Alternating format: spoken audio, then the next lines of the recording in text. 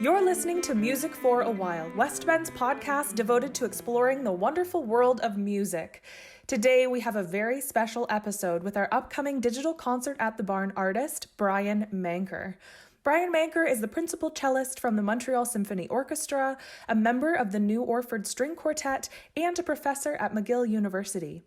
This episode is sponsored by Clark Consulting Services and Finley Associates. To learn all about our generous sponsors, please explore the description below or visit our website. While you're listening, we invite you to engage with the podcast by subscribing or following wherever you may be listening from.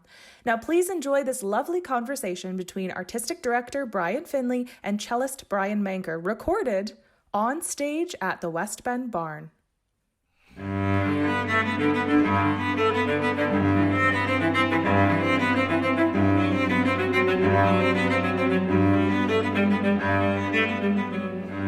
Hi everybody, this is Brian Finley. Welcome to Music for a While. I have an amazing guest here today.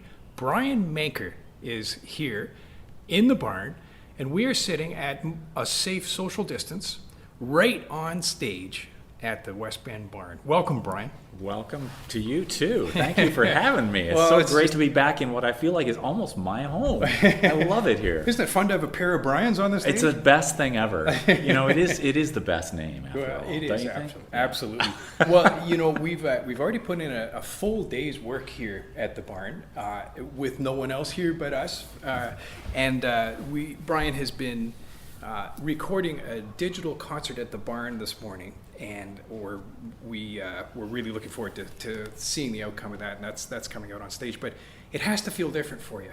Oh yeah, for sure. I mean, so much of what we do as performers has to do with finding a way to project our idea out into a space to an audience, and the space has a limit to it, which you can see and feel when you're playing. Somehow recording with the idea that people are experiencing it digitally, it's a different feeling for sure. Do you feel your audience beyond who you can see?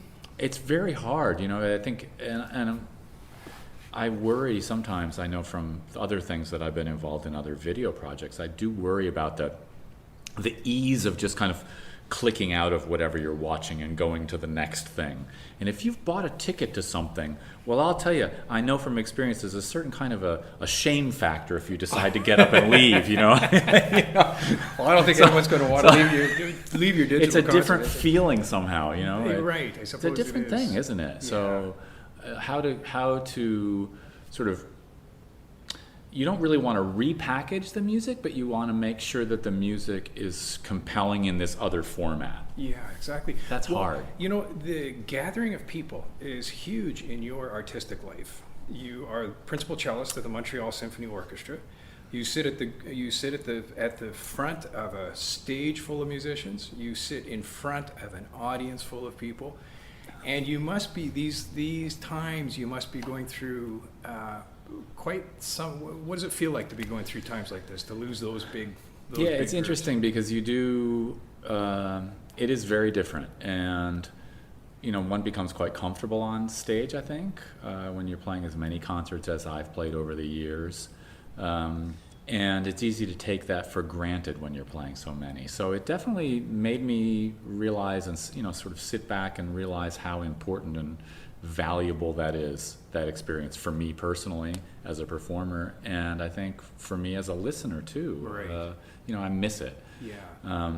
When this first happened, what was your first reaction to it? When they first phoned you and said the Montreal Symphony is not going to continue its programming at the moment? Well, it's interesting because, you know, just before that, the new Orford Quartet, which we were supposed to come here and play this summer, we've been in a short tour in the United States, in Cleveland, Pittsburgh area, in that part of, you know, Ohio, Pennsylvania, and it was already starting to bubble, the idea of the virus and what was happening. And I remember the last concert we played, the handshaking after the concert and all those things that are just so, you know, normal. Right. We were starting to feel then like, I'm not sure we should be doing this. You know, it was starting to be in our minds. And then coming back home, after that, I didn't have any other work that week except for teaching at McGill. And I have a neighbor who works for Health Canada, and she told us that, they're gonna recommend shutting everything down. So she had already heard this whispering in the Health Canada, and I was supposed to teach on Thursday, March 11th or something it was, right. I don't remember, and I canceled my lessons, because I had some students that I think were nervous about it. I was nervous about it, and I think it was just, we were one sort of step ahead. It was not an easy decision. Well, it was the unknown, wasn't it? And for us, the same thing too. We decided, okay, well, we'll suspend things for now. We'll suspend the choir rehearsals. We had a big musical in preparation, and we thought, okay, well, let's just take a few weeks here and see what happens. So it took a long time for us to realize the length. Yeah, because it was just one layer of the onion at a time, and it was just onion all the way down, it turned out. It's just like, oh my goodness, there really is nothing else other than this at the moment.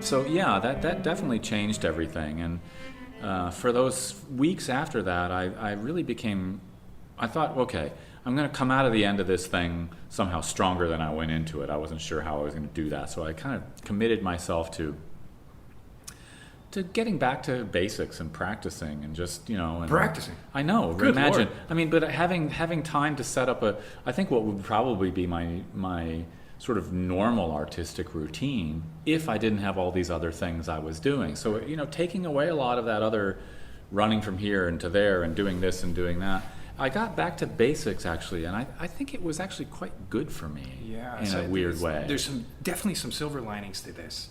Yeah, for me. Yeah, and one of them is to clear away the busyness.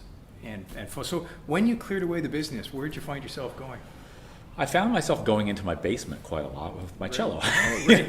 Yeah. And I started, there were a lot of there were some projects that I got involved in early on that had to do with sort of the multi-screen video idea with, collaborative things, everybody from their house. And at the beginning, they were fairly primitive, I think.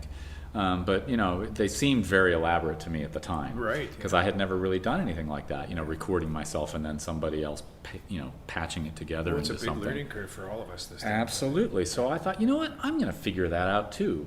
So, I had already had some experience with audio recording over the years, having been recorded so many times and having asked a lot of questions of people and been involved in some of the editing of things. So I had some idea of that, but the video editing was a completely new thing. And it set me off on a different journey, and it was full, twofold maybe, because it wasn't just for me. I also had the idea that perhaps the world was going to change and maybe things won't go back to the way they were. And here I'm teaching all these students, aspiring music students, and what is their future? And I thought, I ought to know more about this just so that I can have something to offer them and something some advice for them about how to present themselves in this format. Music is a survival business, is it not? I mean, you have to roll with punches that come along, opportunities that arise that you may or may not be ready for. And I guess the point is being ready for whatever comes your way. Yeah, and it made me realize that, there's a lot of different paths that I could still go on, that I didn't have to say, oh, that's it, I don't have anywhere to play or anything to do. Yeah. You're trying to reach your audience, or maybe a different audience in a new way, and maybe it's a slightly different art form. It's still, the music is still the center of it, but the medium of communicating is different.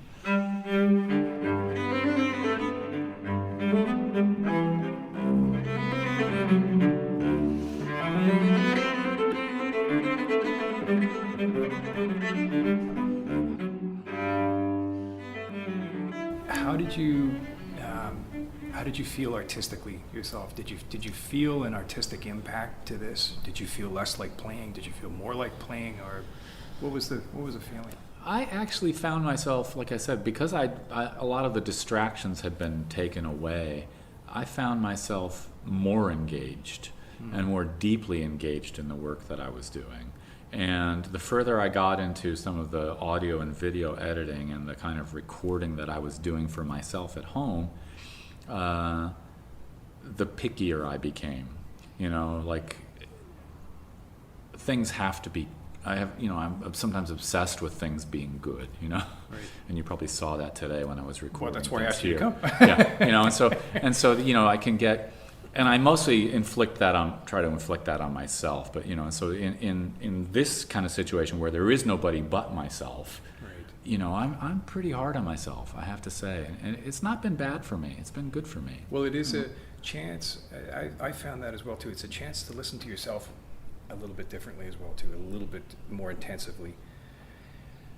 Maybe it's because you're taking away a live audience, because that comes with its own thing. You need to be friendly, you need to be engaging, all that communication has to be there. But when it's just time to focus on your own craft, it really is It's different, and so much of, you know, I mean, even collaborations now, which are of that distanced kind. I'm talking about the sort of, you know, the video where somebody records their part and somebody else records it and they mash it together.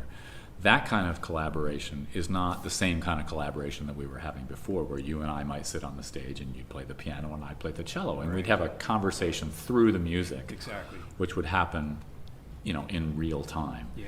Without the constraints of a technological barrier, which we could not overcome. Yeah. You know, it's very hard to overcome that right now.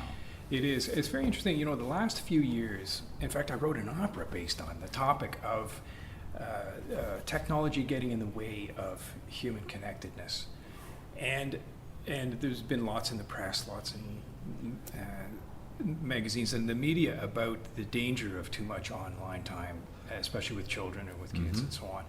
Yet here we are, we've turned to it, and we are now trying to find ourselves artistically through this medium. Yeah.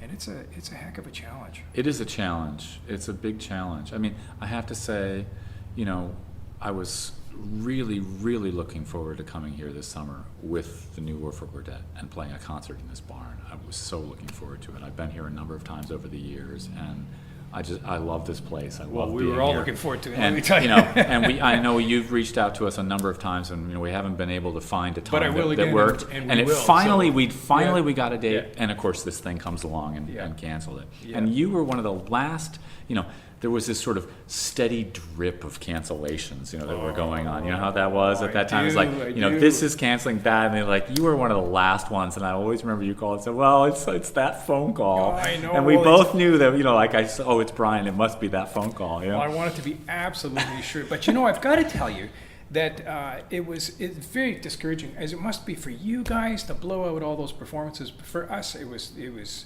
very sad because we love people. We love bringing people to this place and sharing artists like yourself with people. It's just so exciting. And people with artists, you know, it works always. Yeah. But, you know, I think that that's what the digital concerts at the barn were sort of my way of trying to find something new to capture some of this beauty of bringing people together here at Westben.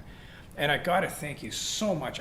You know, when I phoned you, or when I first brought up the topic to you, I got a yes back from you even before I pushed send. I mean, it was I was so thrilled. Like, and I mean, everybody who's listening to this probably knows something about Brian Finley. I mean, he's definitely, you're a dreamer, and I mean that in the best way. You dream big, and, you know, you follow through on a lot of those dreams, and you know, it's so inspiring, honestly. And I trusted you to do this really well. I mean, I was just like, if anybody's asking me to do this, you know, I might not say yes, but when you asked me to do it, I just knew that you were going to I knew that you were going to make it really good. Oh, thank you. Well, I think that the secret to dreaming big is to dream big with the right people.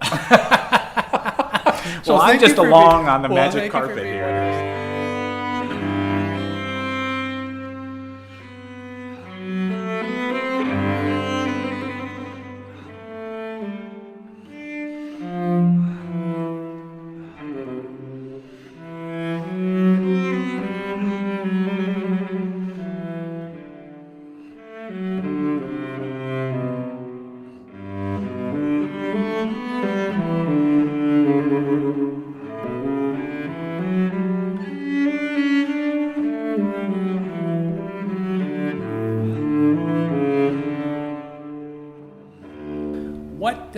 what sort of captured your imagination about what I was proposing?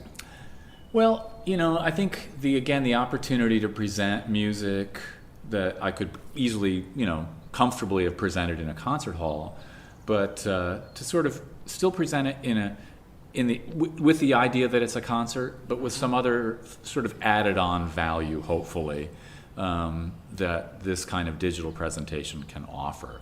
So, the area here is so beautiful. I'm playing a piece like the Song of the Birds, and the birds are singing here. Yeah. I mean, you maybe even hear them, while we're doing this podcast. And, there's opportunities to sort of integrate the presentation, the digital presentation, into the actual organic area that we're in. Exactly. And I like that. I also like that because of that, you have the ability to, you don't have to always just follow the fingers of the performer. You can, or the sweat on the brow of the performer. You can also have other aspects of video which take you off in another direction, in a dreaming direction for the so you can movie see maker or that's interesting to me. It adds a new perspective. Absolutely. For sure, So it's it's a good thing in a way. It makes you have to reimagine a little bit how you're presenting. Well, thank you for diving in. I really appreciate that, and I always will. But you've put together a really beautiful program here. Can you talk a little bit about the program that you've done? Sure. Because it's magnificent for the setting and that. Well, I had this idea, part of it was sort of, again, where do I fit into all of this right now, and what am I doing as a cellist? And I had this program in my mind where focusing on certain cellists in the 20th century who were social activists of a kind. So, Pablo Casals, who was adamantly against Franco's, totalitarian regime in Spain and refused to go back and would not play in countries that recognized the government. And, he took it upon himself to have some kind of an active political stance against some social, wrong that he saw happening. And became very isolated. And became isolated, but also at the same time attained, through this kind of high moral stance that he had taken, he attained a kind of an untouchable nature. And, he has a moral authority and force about him that we still recognize, I think, because he had courage, And then Rostropovich, who sheltered Alexander Solzhenitsyn, and when he was in trouble in Russia for having published, I guess his book The Cancer Ward didn't pass the censors, and so he was in big trouble. And then while he was in big trouble, he lived in Rostropovich's house. He sheltered him at great cost to himself, because he eventually ended up with his concert opportunities drying up under the pressure from the Communist Party and the Soviet regime. And he eventually had to leave in exile also, out of his own courageous and humanitarian act. And in fact, Solzhenitsyn won the Nobel Prize for Literature while he was living in Rostropovich's house as an outcast. So that moment also, and then Benjamin Britten wrote a suite for Rostropovich, which I think commemorates some of that patriotism by drawing in Russian folk tunes and things that were important to Rostropovich. And in fact, he uses one of the themes in the last movement has some vague allusion to the Dmitri Shostakovich theme, the D E flat, C natural, B natural thing. Right. So there's something there also autobiographical about the. Is that a word? Autobiographical. Yeah, sure. Yeah. I know sort what of you mean. mangled it, but aside something came out. It was a little out of tune, but I think we can work with it. Yeah. So there was this whole, all these things there, and then also the so-called cellist of Sarajevo, who, when he was the principal cellist of the Sarajevo Opera, and during that civil war that was going on there, there was a lot of mayhem in Sarajevo, including a mortar round that was fired at a marketplace and killed 22 innocent, people trying to just buy bread or something. And this man took it upon himself to go each day for 22 days and to play the Albinoni Adagio in that public square in some kind of commemoration, memorialization, a grieving for those people. And he would go and play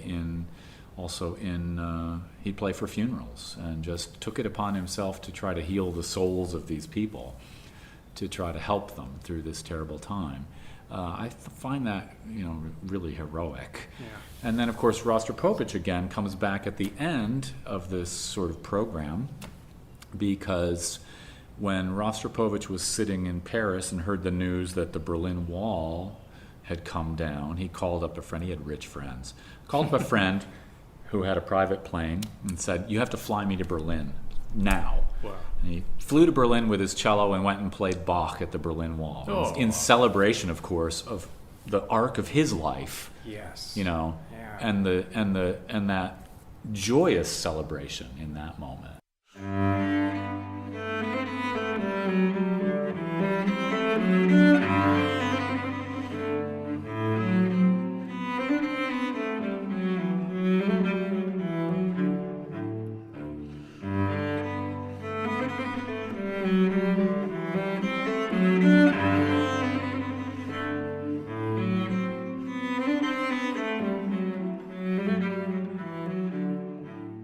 So, these different cellists reacting in their own way to, political or social events, and how the arts and music can do that.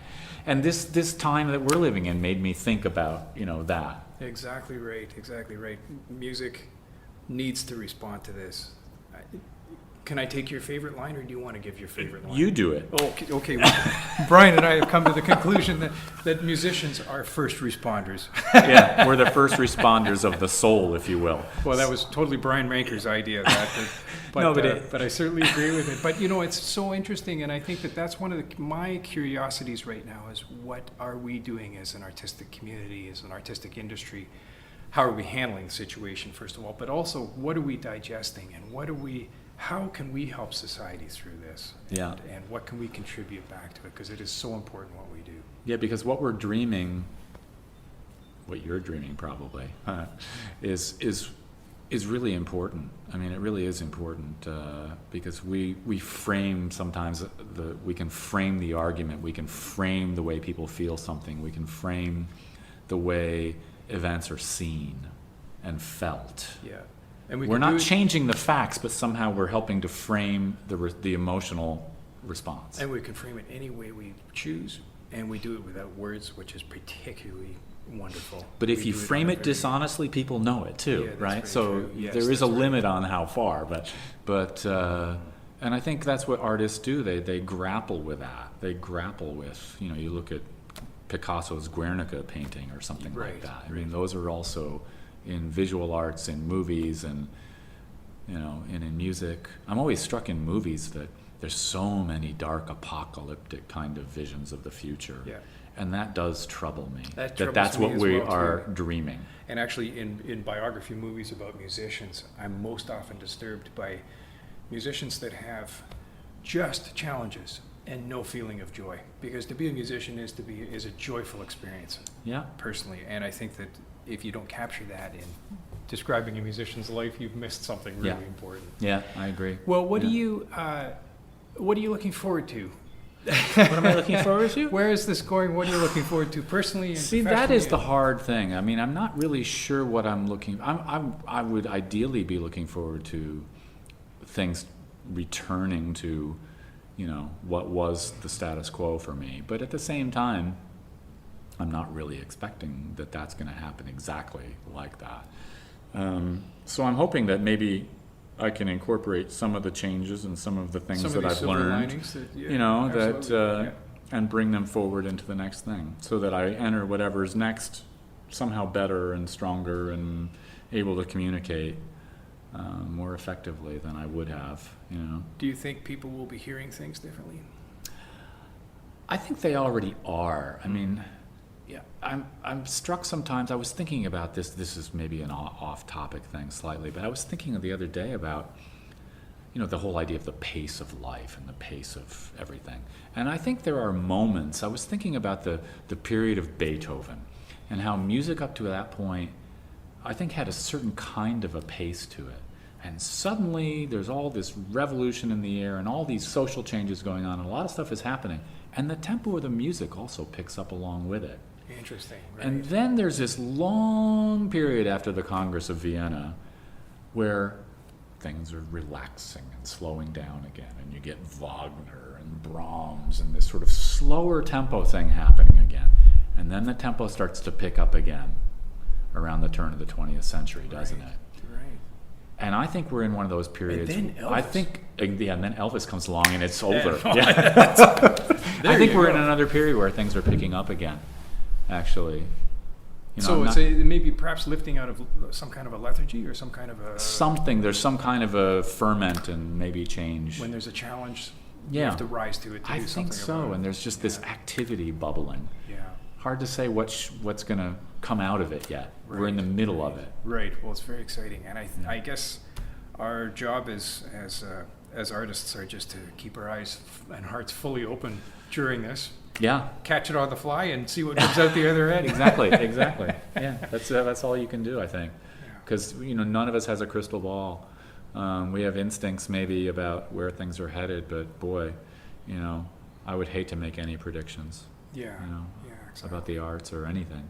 Well, maybe it's one of life's secrets is to make the best out of what's happening at the moment. I think so, actually. Anyway, it's been just fantastic to have you here and to listen to you this morning record was just an amazing gift to me personally. Oh. So thank you so much for coming to Westben. Thank you so much for continuing to contribute your magnificent musical spirit. We all need it and we all love it. Thank you so much, Brian. Thank you very much. Pleasure. Brian Manker's been my guest, and we wish you well in the months ahead. Thanks for joining us.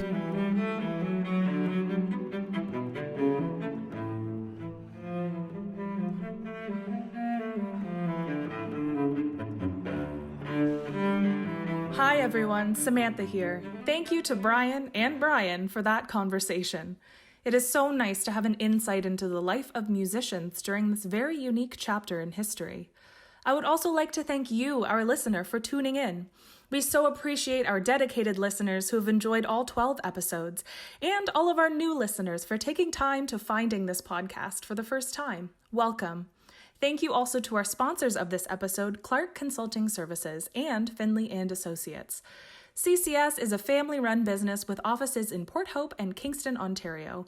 The CCS team of urban planners, policy and development planners, and agricultural specialists is committed to finding innovative and practical land use solutions while maintaining sound design principles. Clark Consulting also happens to be the sponsor of Brian Manker's upcoming digital concert at the Barn, Cello at the Barn, which will premiere on October 17th on YouTube and at our Westben digital venue. Visit westben.ca to learn all about our generous sponsors and for details on the upcoming digital concert at the Barn. This 40-minute concert has a beautiful program, so visit the website to learn all about it there. If you are listening to today's episode on YouTube, please like, comment, and subscribe to let us know you are here. If you've found us on iTunes, Spotify, or any other platform, please follow the podcast to be notified when future episodes are released. The Digital Concert at the Barn series is free due to the support from our sponsors and from generous donations from viewers. Your donations help to allow Westben to continue creating meaningful performances in new, innovative ways. All of the previous concerts and all other digital programming Westben has created this year is still available up on our digital venue and on our YouTube page. We invite you to have a visit to either place today and enjoy more from Westben. As always, we invite you to reach out to Westben by email at westben@westben.ca with any thoughts or comments you might have, or contact us directly through social media. That's all from me. Thank you again for tuning in and have a wonderful day.